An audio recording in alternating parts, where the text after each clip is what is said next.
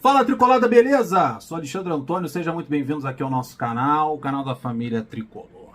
Vamos lá para o nosso vídeo? Lembra do meio-campista Ruan Macias? Jogador equatoriano de 17 anos da LDU, que o Fluminense está interessado nesse garoto? Parece que a coisa está evoluindo, o negócio está indo para frente, o interesse é antigo e está se aproximando de ser uma coisa concreta. Ainda não é, mas está caminhando para isso. Já tem um time brasileiro tentando atravessar a negociação. O garoto é bola, hein? Vamos lá. Ó, no começo, a gente trouxe a informação que o Fluminense deseja o meio-campista Ruan Macias, de 17 anos, da LDU. Já houve contatos iniciais com o clube equatoriano, mas até o momento não tem nada de concreto. O jogador chamou a atenção da base em competições locais, lá no Equador, e chegaria para Xerém. Ele vai fazer 18 anos em janeiro. Então já chegaria para o Sub-20, vai até disputar um campeonato sul-americano pela seleção do Equador, já. Então vamos lá, vamos completar a informação. Juan Macias vai fazer 18 anos em janeiro e deve disputar o sul-americano Sub-20 pelo Equador, pela seleção equatoriana. O jogador é considerado uma das grandes promessas do futebol equatoriano e recentemente esteve na lista de 60 joias nascidas em 2005 pelo jornal The Guardian, na Inglaterra. Está listado entre os 60 maiores nomes nascidos em 2005. O garoto é bola. Então vamos lá, vamos ver como essa coisa evoluiu. A notícia é de uma rádio equatoriana, a Área Desportiva FM. Entrevistaram até o jogador de 17 anos. Vamos lá. Sobre o Juan Macias, representantes do Meia devem se reunir em breve com o Fluminense para tratar sobre o assunto e estão confiantes. Então há uma reunião marcada e os representantes do jogador estão confiantes nessa transferência. Olha que legal, como é importante você ter uma estrutura para receber a garotada, essa estrutura ser internacional. Muitos clubes conhecem, não só clubes aqui da América do Sul, como também da Europa, conhecem a estrutura e como o Fluminense trata esses garotos na base. Olha só que legal. Estrutura de Xerém é vista com bons olhos para o desenvolvimento de Juan Macias. Por isso há um interesse desse representante na saída do atleta e da saída dele para o Fluminense por causa da estrutura que há em Xerém. Mas, além do Fluminense, outros dois clubes brasileiros têm interesse no atleta. O problema é isso. A notícia vaza. O Fluminense está negociando já há um tempo com o jogador, daí a notícia vazou, aí aparece um espírito de porco aí tentando atravessar a negociação. Não tem um trabalho interessante de scout, à procura de jovens valores, fico esperando algum outro clube aparecer com esse tipo de trabalho para tentar se meter no meio. É mais ou menos isso que eu entendi aqui. Olha só, o Juan Macias confirmou, o próprio jogador confirmou o interesse do Fluminense. Olha o que ele disse. Se houver possibilidade de jogar no exterior, sair do Equador e ir para o Brasil, meu representante está cuidando disso. Com o Fluminense há algo mais avançado. Estão tratando há um mês. Há um mês o Fluminense conversa com o representante do jogador. Estando tudo certo com o representante do jogador, eles devem partir para abrir negociação com a LDU. O Internacional também tem interesse no Juan Macias, o Internacional de Porto Alegre. Aí ele disse o seguinte, faz 1 ou 2 semanas que surgiu o interesse. Então o Fluminense já está um mês conversando, há 2 semanas o Internacional entrou aí no circuito para tentar levar o jogador, mas parece que, pelo que eu entendi, os representantes do garoto querem que ele vá ao Fluminense pela estrutura que há em Xerém e acham que lá, aqui no caso, ele vai evoluir bastante. Tomara, vai fazer 18 anos, vai para o Sub-20, vai disputar um sul-americano com a seleção equatoriana, é bom jogador, pode vir para uma posição carente, até na base do Fluminense, que é ali do meio armador, o único grande nome que nós temos aí, que já deve começar a ter oportunidade na equipe principal, é assim que a gente espera que isso aconteça, é o Arthur, o Arthurzinho, deve começar a ganhar oportunidade na equipe principal, treinar mais com jogadores de cima.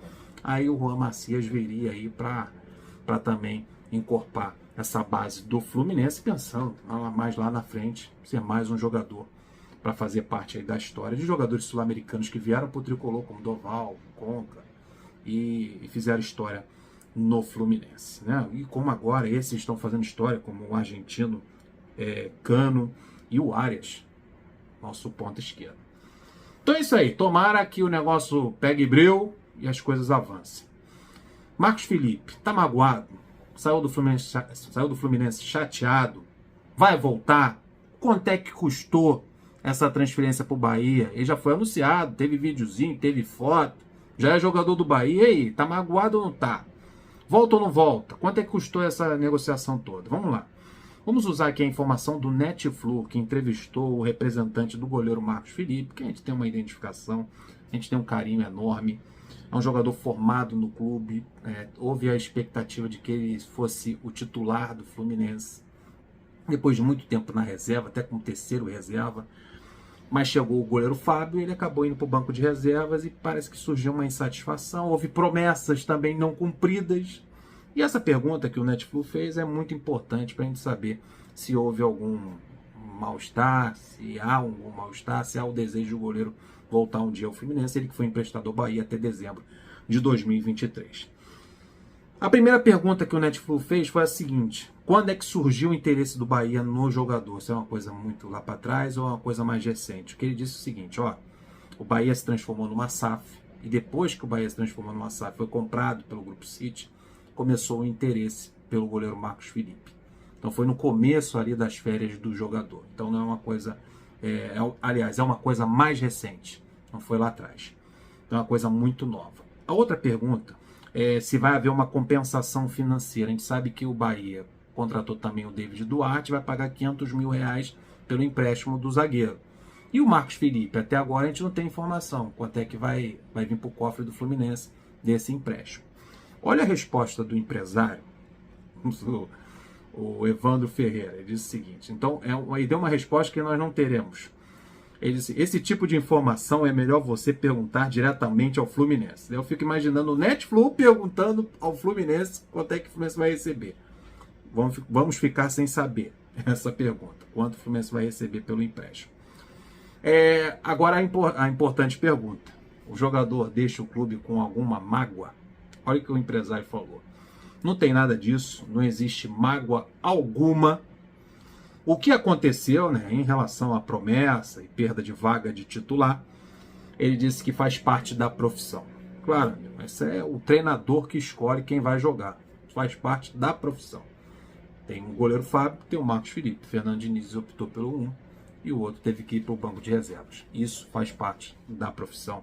Gostei da resposta do empresário e principalmente do que ele disse. Não tem nada disso. Não há mágoa entre o jogador e o Fluminense. Se ele precisar voltar, ele vai voltar sem problema. Aí ele continua: você ainda crê numa possível volta do jogador ao Fluminense? Não tem mágoa, então vai voltar, né? Olha o que ele disse: isso vai depender muito, muito da temporada que ele fizer no Bahia. Se ele for bem lá, obviamente poderá ser comprado pelo clube nordestino. Isso é óbvio, né? É uma pergunta óbvia. Se ele for bem no Bahia, será comprado. A SAF do Bahia vai comprar. Se ele não for bem, se ele for reserva lá também, certamente ele vai voltar para o Fluminense. E, magoado ou não, vai ter que voltar para o Fluminense, porque o Fluminense é detentor dos direitos econômicos do goleiro, que vai até 2024. Era até dezembro de 2023, o Fluminense estendeu mais um ano de contrato até 2024. Vai ter que voltar. E a última pergunta: a diretoria do Fluminense chegou a tentar convencer o Marcos Felipe? Não vai, fica aí, precisamos de você. Houve esse tipo de conversa? Olha o que o empresário disse: a situação toda foi de comum acordo. Havia interesse do Marcos Felipe em sair e havia interesse do Fluminense em negociar o goleiro. Então agora, o Vitor Eudes chegou com um contrato longo para o Fluminense, parece também ser um bom goleiro, um futuro enorme pela frente. Marcos Felipe está emprestado até dezembro, então só depois, só no final do próximo ano, a gente vai saber como é que essas coisas vão se desenrolar, se o Eudes deu certo, se o Marcos Felipe deu certo no Bahia, se ele fica ou não fica. Como disse o empresário, ser titular ou reserva faz parte da profissão, e mágoas passam com o tempo. É isso aí, estou ficando por aqui pedindo o seu like, a sua inscrição, e que você compartilhe esse vídeo com seus amigos. Vai me ajudar bastante aqui no canal. Até o próximo. Tô indo nessa. Flui!